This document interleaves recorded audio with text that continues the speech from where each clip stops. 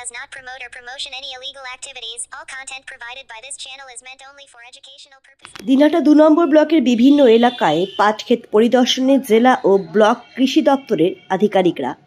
মঙ্গলবার দুপুর ২টো থেকে দিনহাটা ২ নম্বর ব্লকের বিল কালাইঘাটি, গর্ভডাঙ্গা, সাহেবগঞ্জ, চৌরাবাড়ি, খোঁচাবাড়ি, নয়ারহাটের বিভিন্ন গ্রামে পাটক্ষেত পরিদর্শন করে কৃষকদের সাথে কথা বলেন।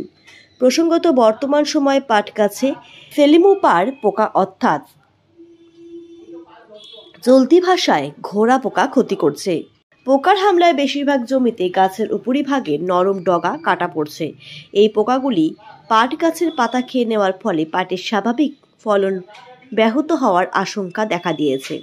সেই কারণেই কৃষকদের এই বিষয়ে সচেতন করে এই পোকার আক্রমণ থেকে পাট গাছকে রক্ষা করতে সঠিক উপায় বলে দেন কৃষি দপ্তরের আধিকারিকরা। তারা জানান, নিয়মিত প্রায় প্রতিদিন পাট ক্ষেত পরিদর্শন করতে হবে। এই সময় পাট ক্ষেতে ইউরিয়া সারের ব্যবহার না করা এবং সপ্তাহের প্রায় 4 থেকে 5 দিন কীটনাশক স্প্রে করতে হবে। এদিন পাট ক্ষেতগুলি পরিদর্শনের সময় উপস্থিত ছিলেন রঞ্জিত কুমার দাস, কৃষি অধিকর্তা কোচবিহার সুভাষিস চক্রবর্তী সহ কৃষি অধিকর্তা ছাড়াও দিনহাটা কৃষি সম্প্রসারণ কর্মকর্তা, কৃষি প্রযুক্তি সহায়ক ছাড়াও ব্লক কৃষি দপ্তরের অন্যান্যরা। আপনি একটু এলাকার চাষিদের বলে দেন, সবাই ফর্মটা ফিল আপ করুন। যদি দেখা যায় যে আমাদের ফসলটা আরও ক্ষতি হলো, তাহলে সেখানে কিন্তু আমরা বলার মতো জায়গায় থাকবো।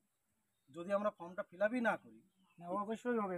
আজকে মানে শালমারা থেকে অনেক লোক আসার কথা ছিল, এডিও বিষয়ে ঢোকা মানে একটা কমপ্লেন করে জানাবে, মানে পাট বাড়িতে দুধ দিয়ে জন্য না সব কিছু কালকে মনে হয় ঢুকবে, অনেক লোক ঢুকবে কালকে অফিসে, কালকে ঢুকবে। তাহলে ওদেরকে দিয়ে বিএসবি করায় নেন। হ্যাঁ, ওদের বক্তব্য কি সেটা শুনুক, আমরা আমাদের অফিসার শুনুক। এইবার জল বৃষ্টি না থাকলে সেটা তো আমরা খুব বিশেষ কিছু করতে পারবো না, কিন্তু এই পোকাটার ক্ষেত্রে কি ওষুধ দিতে হবে সেইটা আমরা লিখে দিব। আমাদের কাছে যদি থাকে 2-4টা আমরা দিয়ে দিব।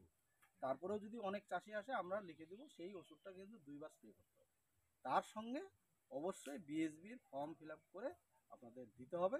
যদি আরও বেশি ক্ষতি হয়, অন্তত আমরা যেন চাষির কিছু কম্পেনসেশন যদি পাওয়া যায় পরবর্তী ক্ষেত্রে, সেই সুযোগটা করে রাখতে হবে। এটাই বক্তব্য, ঠিক আছে? আর যদি ফর্মটাই ফিল আপ না করি, তাহলে তো পরে আর আমরা পাওয়ার মতো জায়গাতেই থাকবো না। তবে কৃষি কর্মকর্তার কাছে আমাদের দপ্তর থেকে মানে রিকোয়েস্ট, আপনার লোকগুলোকে গ্যাদার করুন, আমরা এসে এখান থেকে ফর্ম ফিল আপ নিজের দায়িত্বে আমরা করে নিয়ে যাবো।